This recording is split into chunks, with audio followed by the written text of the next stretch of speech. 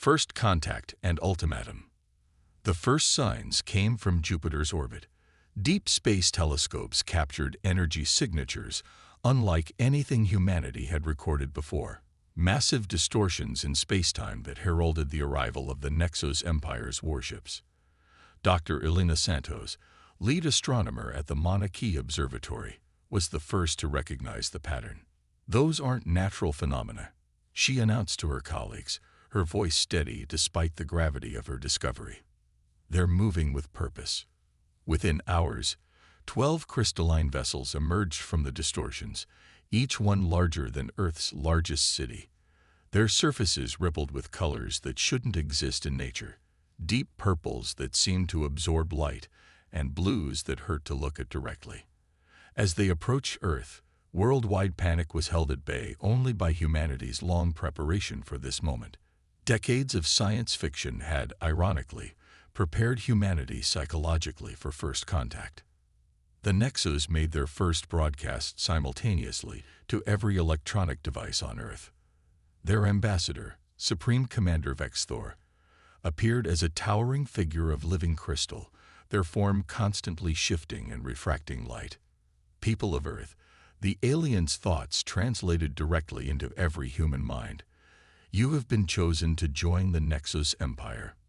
Your world possesses resources vital to our continuation. Submit within 60 of your days, and you will be elevated. Resist, and you will be erased."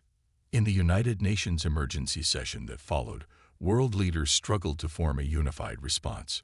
But in a secret facility beneath the Australian outback, Dr. Maya Chen made a discovery that would change everything. She had been studying a fragment of crystal that had fallen from one of the Nexus ships during their atmospheric entry.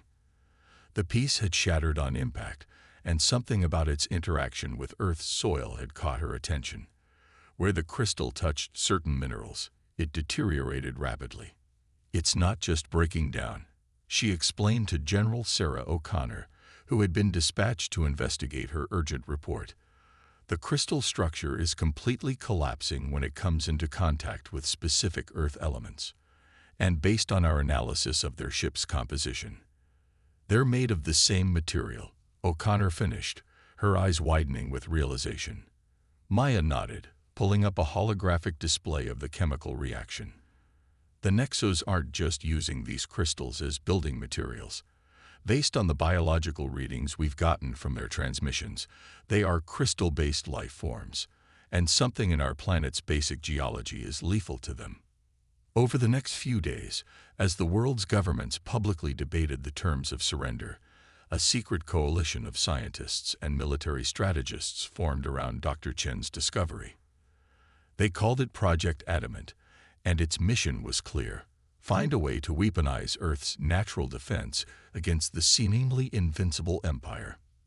The Nexos, confident in their superiority, allowed human delegations aboard their ships for preliminary diplomatic talks. They didn't realize that each human representative carried microscopic sensors, mapping their vessel's internal structure and confirming Dr. Chen's theory. The aliens' entire civilization was built from the same crystalline material as their bodies, and all of it was vulnerable. As the deadline approached, humanity presented a face of resigned acceptance to their would-be conquerors.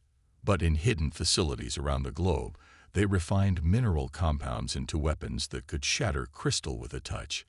They developed delivery systems that could bypass the aliens' advanced shields, precisely because they were so primitive by Nexos standards.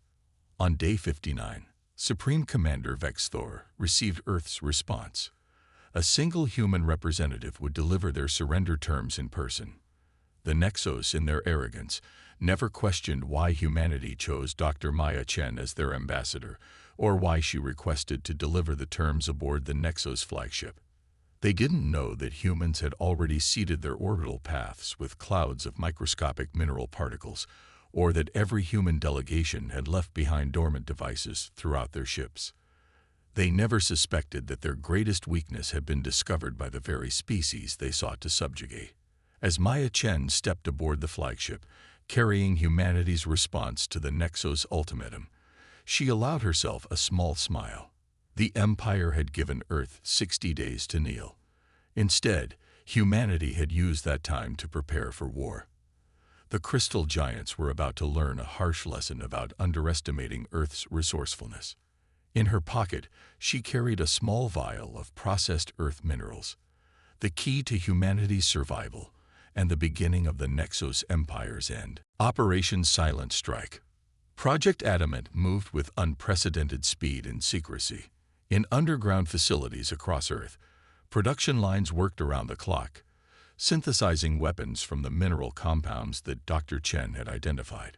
But the real genius of humanity's counterattack lay in its simplicity. The delivery system doesn't need to be complex, Dr. Chen explained to the Joint Chiefs of Staff.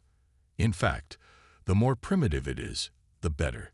The Nexo's defensive systems are designed to stop energy weapons, antimatter torpedoes, quantum disruption fields. They'd never think to guard against simple chemical reactions. General O'Connor's strategic team had developed a three-phase plan. Phase 1 was already in motion. Microscopic mineral particles, dispersed in low orbit, slowly degrading the outer hulls of Nexus ships. The damage was so gradual that the aliens attributed it to normal space weathering. Phase 2 began with Dr. Chen's diplomatic mission to the Nexus flagship. As she stood before Supreme Commander Vexthor, performing the elaborate submission ritual they demanded, hundreds of human agents around the world moved into position. Your species shows wisdom in accepting elevation. Vexthor's crystalline form pulsed with satisfaction. You will serve as an example to others. We do aim to be exemplary, Chen replied, carefully placing her hand on the ceremonial submission altar and activating the quantum transmitter hidden in her ring. Across Earth's surface, stealth shuttles launched under cover of darkness.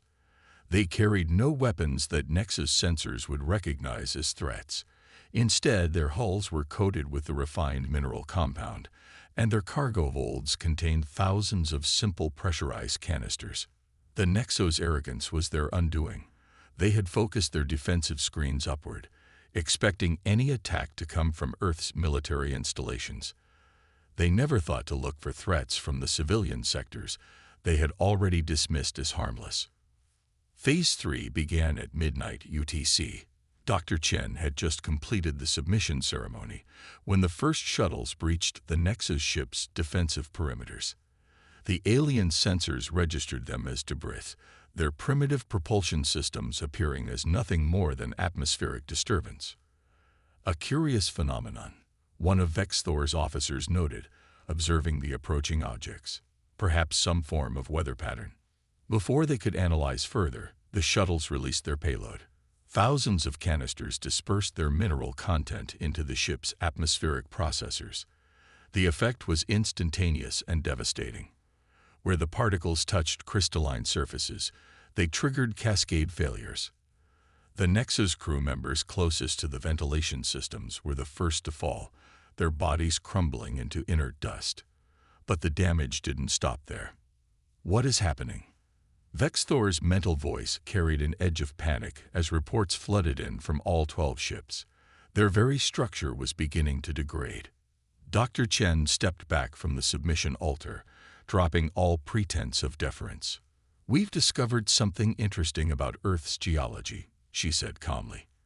"Our planet developed in ways very different from your Empire's worlds. The elements you consider trace contaminants. They're fundamental to our environment." The flagship's bridge began to show signs of deterioration, crystal surfaces turning cloudy and brittle.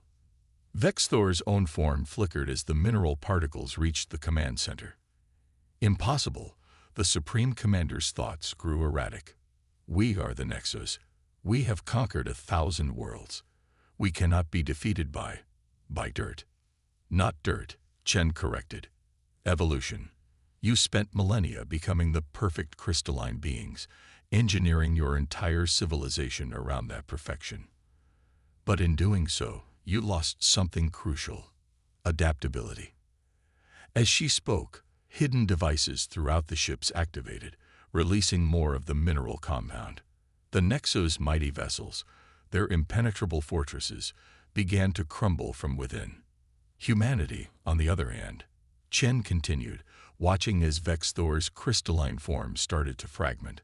We're still messy, imperfect, adaptable. And we've learned to turn everything, even our planet's basic elements, into tools for survival. The evacuation signal flashed on her concealed communicator, right on schedule.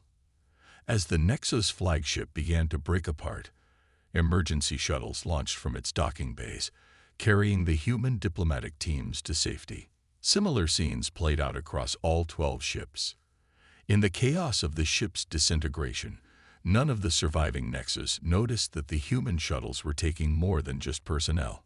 Stored in secure containers were samples of the aliens' advanced technology, carefully selected pieces that would accelerate human development by centuries. As she boarded the last shuttle, Dr. Chen sent a final message to the dying Supreme Commander.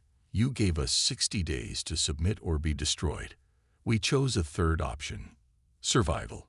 Remember that if your empire thinks of returning to Earth. Behind her, the mighty ships of the Nexus fleet dissolved into clouds of crystalline dust, a spectacular display that lit up Earth's night sky like a new constellation. Humanity had just announced its presence to the galaxy in a way that no spacefaring civilization would soon forget. But even as celebration broke out across Earth, General O'Connor and Dr. Chen knew this was just the beginning. The 12 ships they had destroyed were only a tiny fraction of the Nexus Empire. They had won the first battle, but the war for Earth's freedom was just beginning. The Empire strikes. Earth had 3 months to prepare for the Nexus Empire's retaliation. They made every second count.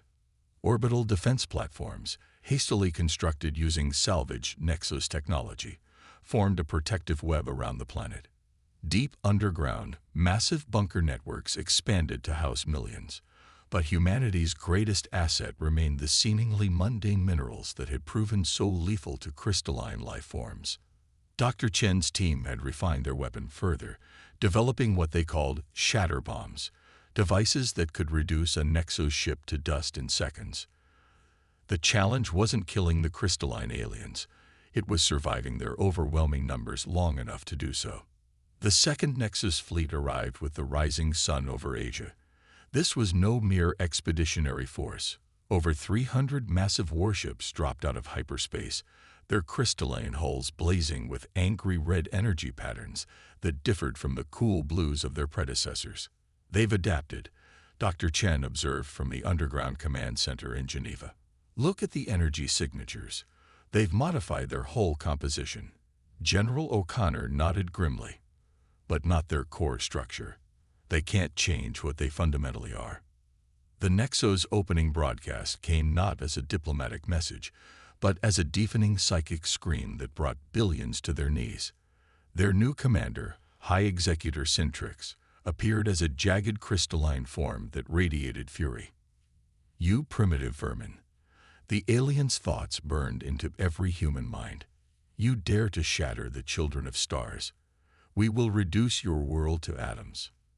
The assault began immediately. Massive energy beams lanced down from the fleet, turning cities to glass. But Earth wasn't defenseless this time. The orbital platforms activated, sprouting crystalline components salvaged from the First Fleet. The Nexus' own technology, turned against them, created defensive barriers that their weapons struggled to penetrate. Humanity's counterattack launched from hidden silos across the globe. Thousands of missiles streaked skyward, most carrying conventional warheads that the Nexus easily intercepted. But hidden among them were the new shatter bombs, their primitive propulsion systems making them nearly invisible to Nexus sensors. The first wave of bombs detonated in the heart of the Nexus fleet. Dozens of ships began to crumble, their crews dissolving into crystalline dust. But the Empire had learned from their first defeat. The remaining ships quickly established quarantine fields, preventing the mineral particles from spreading. As expected, Dr. Chen said, watching the battle unfold on holographic displays. Time for Phase 2. Across Earth's surface, massive electromagnetic pulse generators activated. The technology, reverse-engineered from salvaged Nexus ships, created a web of energy that interfered with the aliens' quantum communication network. Ships lost contact with each other, their coordinated defense falling into chaos. But the Nexus were far from defeated. Even in disarray, their technological superiority was overwhelming. Energy beams continued to pierce Earth's defenses, scouring the surface. Billions huddled in underground shelters, feeling their world shake apart above them. Then came humanity's secret weapon. From hidden underwater bases, a fleet of submarines launched specially designed torpedoes. The Nexus, focused on threats from above, never saw them coming. The torpedoes released clouds of engineered bacteria, another of Dr. Chen's innovations. These microscopic organisms had been modified to consume crystalline structures, reproducing exponentially as they fed. Impossible. Syntrix's psychic voice boomed as reports of hull breaches cascaded through the fleet. You dare use life itself as a weapon. We dare to survive, General O'Connor responded through the emergency broadcast system. You should have studied Earth's history before attacking us. Humanity doesn't fight fair. We fight to win. The battle raged for days. Cities burned, oceans boiled, and the sky turned black with debris. But slowly, inevitably, the mighty Nexus fleet began to fall. Ship after ship succumbed to the bacterial infection, their crystalline structures devoured from within. Those that tried to retreat found their hyperspace drives fail to activate. Another gift from the electromagnetic web. When the last Nexus ship shattered, its crystalline remains raining down like deadly snow. Nearly a third of Earth's surface lay in ruins. But humanity had survived. More than that, they had proven themselves a force to be reckoned with in the galaxy. In the aftermath, as reconstruction began, Dr. Chen made another discovery in the wreckage. The Nexus ship's quantum computers contained star maps, coordinates of empire worlds, and most importantly, records of other species they had conquered. Species who, like humanity, might have reasons to fight back. We're not finished, she told General O'Connor, studying the data. The Empire will return with an even larger fleet. But next time, we won't be fighting alone. O'Connor smiled grimly. Good, because I think it's time humanity took the fight to them. As Earth's cities began to rebuild, hidden beneath the rubble and ruin, a new plan took shape. The Nexus Empire had wanted to make an example of humanity. They had succeeded, but not in the way they intended. Across the galaxy, word began to spread. On a primitive world called Earth, the undefeatable had been defeated. The real war was about to begin. Revolution among the stars. The first contact with other subjugated species came through a damaged quantum communicator salvaged from a Nexus wreck. Dr. Maya Chen and her team had spent months decoding its encryption when they received an unexpected transmission. People of Earth, the message began in a harmonious blend of frequencies. We are the Arathi. We have watched your resistance with great interest. The Arathi, it turned out, were gaseous beings who had been enslaved by the Nexus for centuries. Their natural state was a swirling purple mist, forced into crystalline containment vessels by their oppressors. They weren't alone. Within weeks, representatives from a dozen conquered species made covert contact. The Meridians, beings of pure energy. The Vulturi, silicon-based hive minds. The Zenith, photonic intelligences trapped in Nexus prisms. All had watched Earth's successful defense with growing hope. General O'Connor established a secure facility in the Himalayas to coordinate with the alien resistance. We have the weapons, she told the assembled holographic delegates. You have the knowledge of Nexus space. Together, we can end their tyranny. Dr. Chen presented their refined arsenal. Microscopic robots that could devour crystalline structures, energy weapons that exploited the fundamental frequencies of Nexus matter, and most devastatingly, a virus that could corrupt the very code of their quantum consciousness. The Arathi provided star charts marking every Nexus production facility. The Meridians shared their understanding of empire energy networks.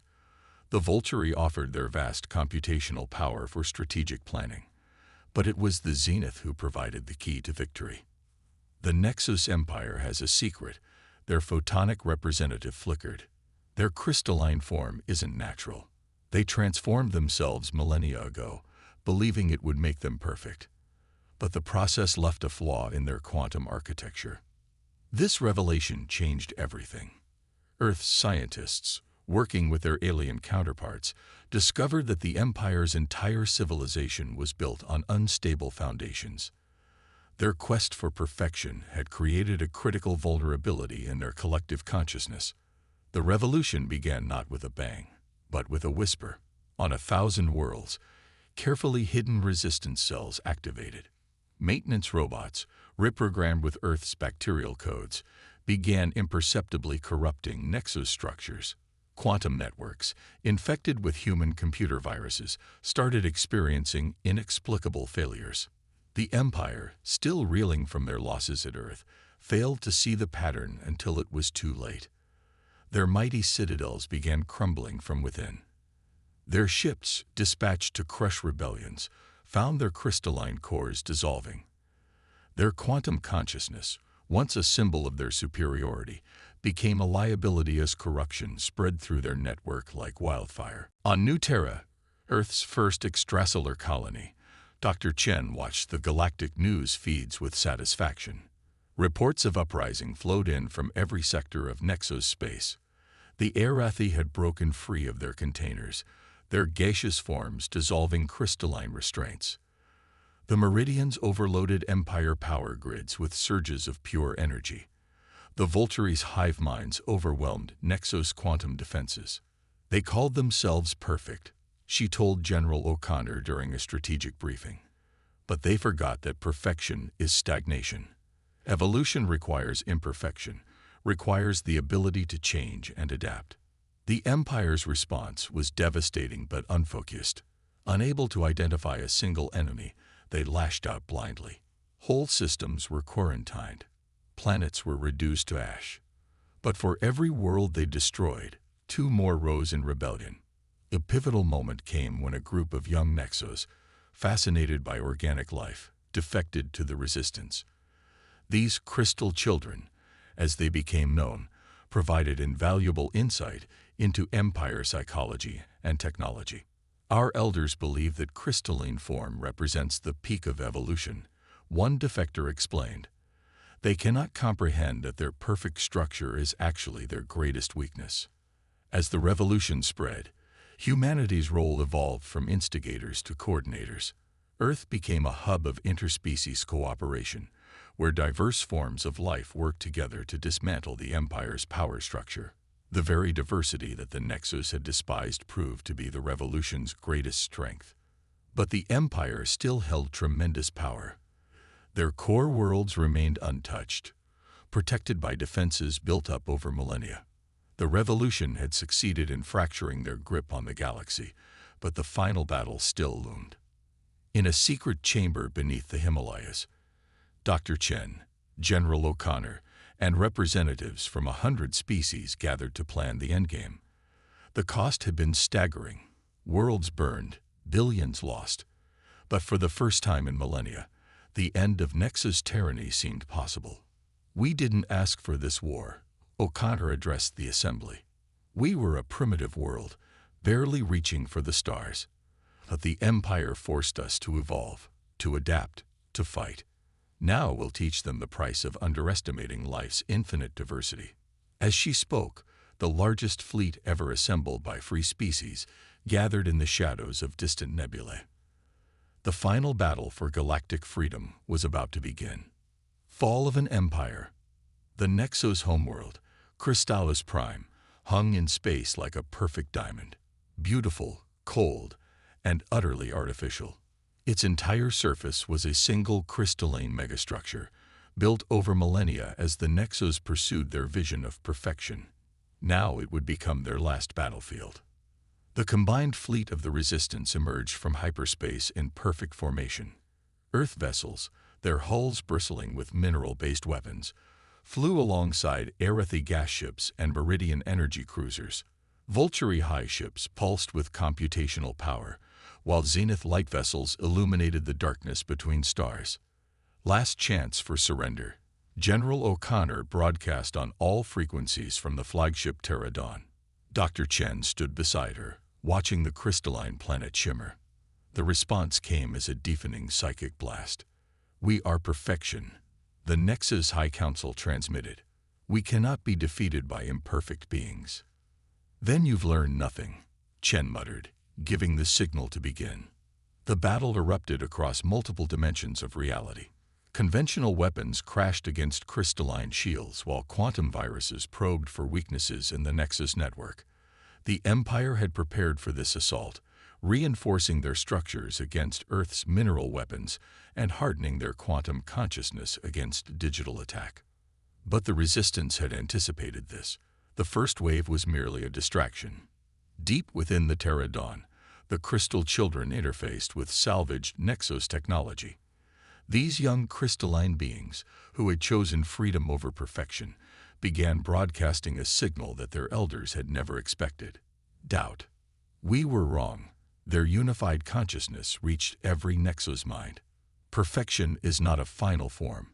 It is the ability to change, to grow, to become more than what we are. The impact was immediate. Across Crystallis Prime, millennia of certainty began to crack. The Nexos had built their entire civilization on the belief in their own perfection. Now that perfection was being questioned by their own kind. As psychological warfare shook the Empire's foundations, Dr. Chen initiated the true attack.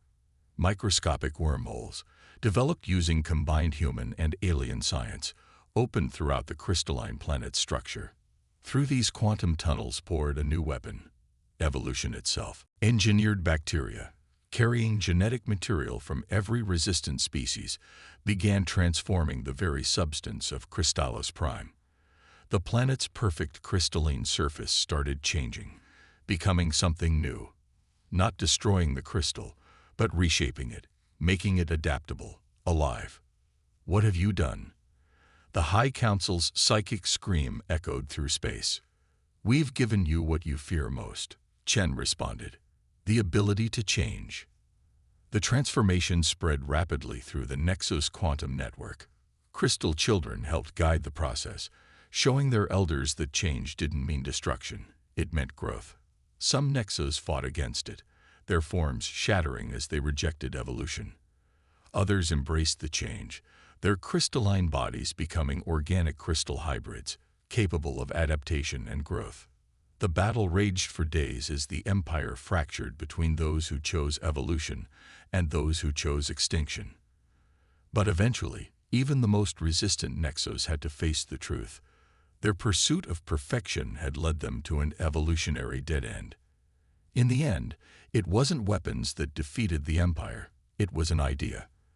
The understanding that true perfection lies not in unchanging form, but in the ability to adapt, to grow, to become more than what you are. 1 year later, representatives from all known species gathered on a transformed Crystallis Prime. The planet's surface was no longer a uniform crystal, but a vibrant ecosystem where organic and crystalline life forms evolved together. The former Nexos, now calling themselves the Evolving, took their place among the galactic community not as conquerors, but as equals. Dr. Chen stood with General O'Connor, watching the sun rise over the new world. "We did more than win a war," she said. "We created something entirely new." "That's what humans do best," O'Connor replied. "We don't just survive. We help others become better versions of themselves." As delegations from 100 worlds discussed the formation of a new galactic coalition, Earth's representatives smiled. Humanity had entered the galactic stage as primitive beings facing extinction.